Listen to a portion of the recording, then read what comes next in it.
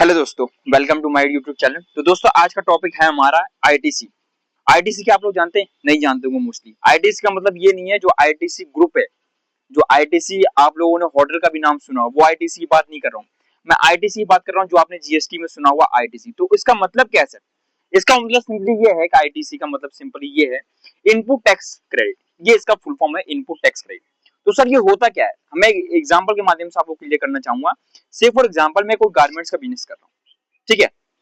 अब मैं जब गारमेंट का बिजनेस कर रहा हूँ तो मैं कुछ चीज परचेज करूंगा। अब मैं परचेज करूंगा तो उस पर्सन को मैं पेमेंट करूंगा। अब पेमेंट करूंगा उस पर्सन तो साथ साथ वो पर्सन क्या मेरे से जीएसटी कलेक्ट करेगा, मतलब मैं जीएसटी उस पर्सन को पे करूंगा।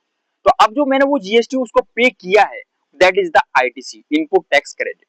वो मेरा जो इनपुट टैक्स क्रेडिट है, जब वो अपना रिटर्न फाइल करेगा तो मेरा ऑटो पॉपुलेटेड होगा, वो जीएसटी 2A में शो कर देगा जीएसटी पोर्टल पे। अब बात है सर इस आईटीसी का होता क्या है?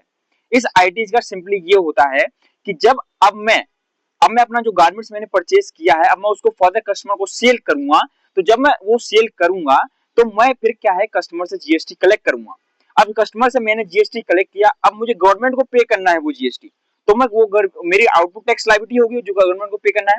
तो मैं उस आउटपुट टैक्स लायबिलिटी को अपनी जो आईटीसी है, that is input tax credit, input liability, उस समय सेट ऑफ करूंगा जब मैं अपना रिटर्न फाइल करूंगा